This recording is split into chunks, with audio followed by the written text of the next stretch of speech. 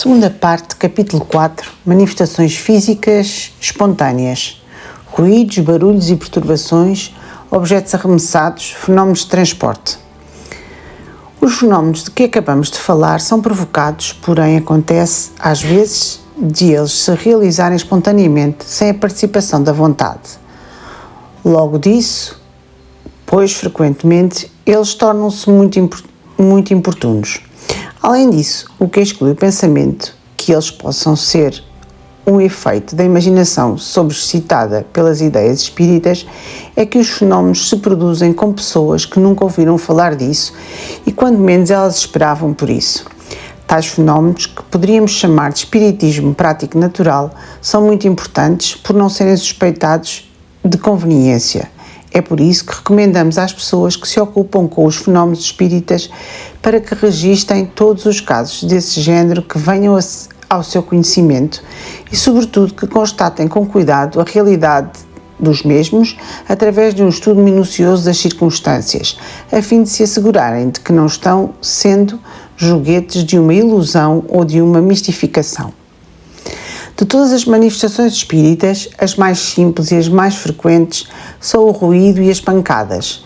É aqui principalmente que se deve temer a ilusão, pois uma série de causas naturais pode produzi-los. O vento que sibila ou agita um objeto, algo que nós mesmos movemos sem percebermos, um efeito acústico, um animal escondido, um inseto, etc. Ou mesmo as travessuras dos brincalhões de mau gosto. Aliás, os ruídos espíritas têm uma característica especial. Tudo neles revela uma intensidade e um timbre muito variado que os tornam facilmente reconhecíveis e não permitem que sejam confundidos com os estalos da madeira, com as crepitações do fogo ou com o tic-tac monótono do pêndulo de um relógio. Algumas vezes são batidas secas, surdas, fracas e leves, e noutras vezes claras, distintas e às vezes retumbantes, que mudam de lugar e se repetem sem nenhuma regularidade mecânica. De todos os meios de verificação, o mais eficaz, aquele que não pode deixar dúvidas quanto à origem do fenómeno, é a obediência à vontade. Se as pancadas são ouvidas num lugar designado, se elas respondem ao pensamento pela quantidade ou pela intensidade, então não se pode deixar de reconhecer nelas uma causa inteligente. Todavia, a falta de obediência nem sempre significa uma prova contrária. Agora vamos admitir que, por uma constatação minuciosa, se adquiria a certeza de que os ruídos e todos os outros efeitos sejam manifestações reais. Seria racional ter medo delas? Não, certamente, porque não há em nenhum caso o menor perigo. Somente aqueles que estão convencidos de que é o diabo podem ser afetados de uma maneira tão lamentável, como as crianças a quem se mete medo do lobisomem ou do bicho-papão. É preciso convir que estas manifestações muitas vezes tomam proporções e uma persistência desagradáveis das quais temos o desejo muito natural de nos livrarmos. Uma explicação se faz necessária para esta questão. Temos dito que as manifestações físicas têm por objetivo chamar a nossa atenção para alguma coisa e convencer-nos da presença de uma força superior do homem. Também dissemos que os espíritos elevados não se ocupam com manifestações desse tipo. Eles servem-se dos espíritos inferiores para produzi-las, como nos servimos de empregados para os trabalhos pesados, e isso com o propósito que acabamos de indicar. Depois de atingir esse propósito, a manifestação material cessa, porque ela deixa de ser necessária. Ou os dois exemplos farão melhor compreender a coisa. Há alguns anos, no início dos meus estudos sobre o espiritismo, estando certa noite ocupado com um trabalho referente a esta matéria, pancadas se fizeram ouvir em torno de mim durante 4 horas consecutivas. Era a primeira vez que tal coisa me acontecia. Certifiquei-me de que elas não tinham nenhuma causa acidental, mas naquele momento não pude saber mais a seu respeito.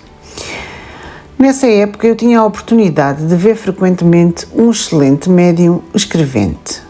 Logo no dia seguinte, eu interroguei o espírito que comunicava pelo seu intermédio sobre a causa destas batidas. Foi-me respondido: era o teu espírito familiar que desejava falar contigo. E o que ele queria dizer-me? Resposta: pode perguntar-lhe ele mesmo, pois ele está aqui. Tendo então interrogado esse espírito, ele apresentou-se sob um nome alegórico ou sob Eu soube depois, por outros espíritos, que ele pertence a uma ordem muito elevada e que tinha desempenhado um importante papel na Terra. Ele apontou erros no meu trabalho, indicando-me as linhas onde estavam esses erros. Deu-me úteis e sábios conselhos e acrescentou que estaria sempre comigo e viria ao meu chamado todas as vezes que eu quisesse interrogá-lo. Desde então, e de facto, esse espírito nunca mais me deixou. Ele deu-me provas de uma grande superioridade e uma intervenção benevolente e eficaz. Ficou evidente para mim, tanto nos assuntos da vida material como no que toca às questões metafísicas. Mas desde a nossa primeira conversa as pancadas cessaram. O que ele realmente desejava? Entrar em comunicação comigo regularmente, por isso ele precisava de avisar-me. Dado o aviso, depois de explicado e estabelecidas as relações regulares, as pancadas tornaram-se inúteis. Eis porque elas pararam. Não se toca mais o tambor para despertar os soldados, uma vez que estes já estejam de pé. Um facto quase semelhante sucedeu com um dos nossos amigos. Fazia algum tempo que o seu quarto ressoava com ruídos diversos que já estavam ficando fatigantes.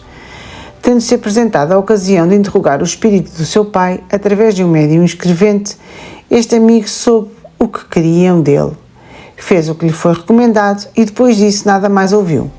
Convém ressalvar que as pessoas que têm um meio regular e fácil de comunicação com os espíritos experimentam muito mais raramente manifestações deste género e isso é compreensível. As manifestações espontâneas nem sempre se limitam a ruídos e batidas. Às vezes, elas degeneram em verdadeiro alvoroço e perturbações móveis e objetos diversos são revirados, peças de todo o tipo são atiradas de fora, portas e janelas são abertas e fechadas por mãos invisíveis, vidraças são quebradas, o que não pode colocar-se na conta da ilusão. A perturbação às vezes é por demais efetiva, porém ocasionalmente não há mais do que aparências da realidade. Ouve-se gritaria num cômodo vizinho, barulho de louça que cai e se quebra com estrondo, pedaços de madeiras que rolam pelo soalho. Corre-se até lá e tudo se encontra calmo e em ordem. Depois, mal saímos, o tumulto recomeça. As manifestações desse género não são nem raras nem novas. Poucas crónicas locais não contêm algumas histórias desse género. O medo, indubitavelmente, tão exagerado muitas vezes os factos que, passando de boca em boca, tomaram proporções gigantescamente ridículas. Com a ajuda da superstição, as casas onde esses factos têm ocorrido foram reputadas como assombradas pelo diabo e daí vêm todos os contos maravilhosos ou assustadores de fantasmas. Por sua vez, a astúcia não deixou escapar tão bela ocasião de explorar a credulidade e isso frequentemente em proveito de interesses pessoais. De resto, concebemos a impressão de que os factos desse tipo podem produzir, mesmo reduzidos à realidade, em pessoas de caráter fraco e predispostas pela instrução às ideias supersticiosas. O meio mais seguro de prevenir os inconvenientes que esses factos possam ter, já que não se pode impedi-los, consiste em ensinar a verdade. As mais simples tornam-se assustadoras quando a causa é desconhecida, quando todos estiverem familiarizados com os espíritos e quando as pessoas a quem eles se manifestam já não mais acreditem que ter uma legião de demónios nos seus calcanhares, então ninguém mais terá medo dos espíritos.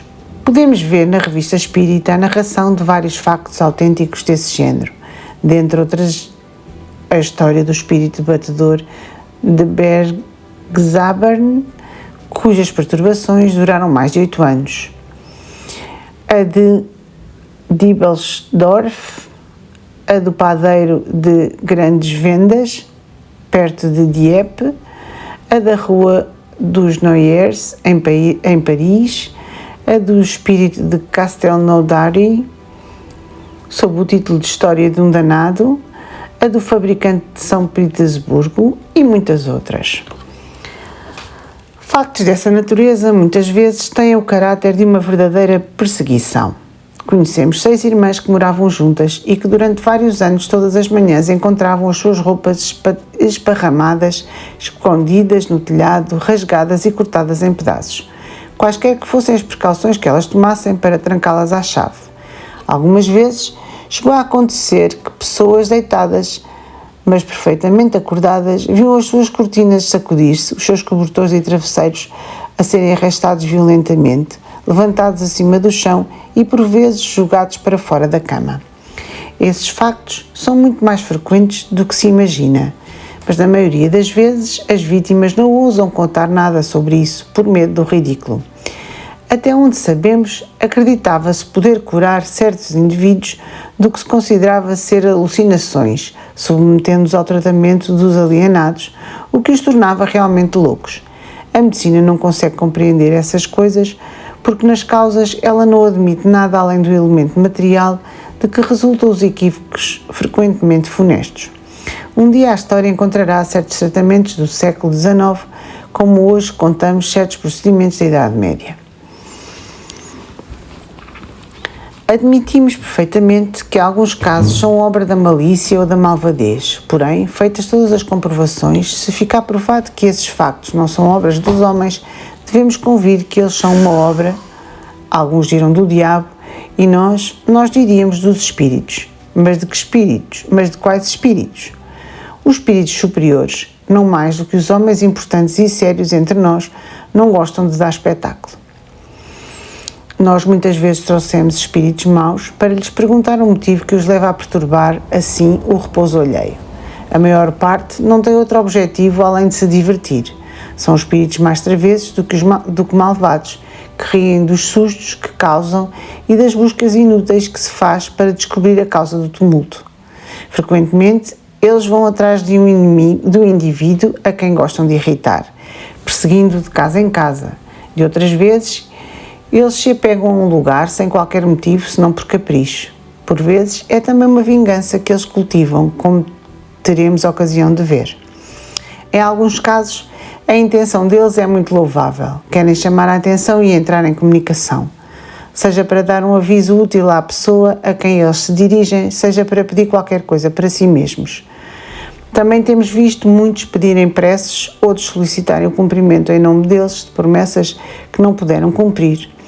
Outros, enfim, no interesse do próprio repouso, querem reparar uma má ação que praticaram contra outras pessoas enquanto eles estavam vivos. Em geral, é um erro ter medo dos espíritos. A presença deles pode ser importuna, mas não perigosa. Aliás, compreendemos o desejo que se tem de se livrar deles, mas para isso geralmente se faz tudo ao contrário do que se deveria fazer. Se estes são espíritos que se divertem, quanto mais se leva a coisa a sério, tanto mais eles persistem. Como crianças traquinas, que implicam ainda mais com aqueles que vêm se impacientar e que fazem medo aos medrosos.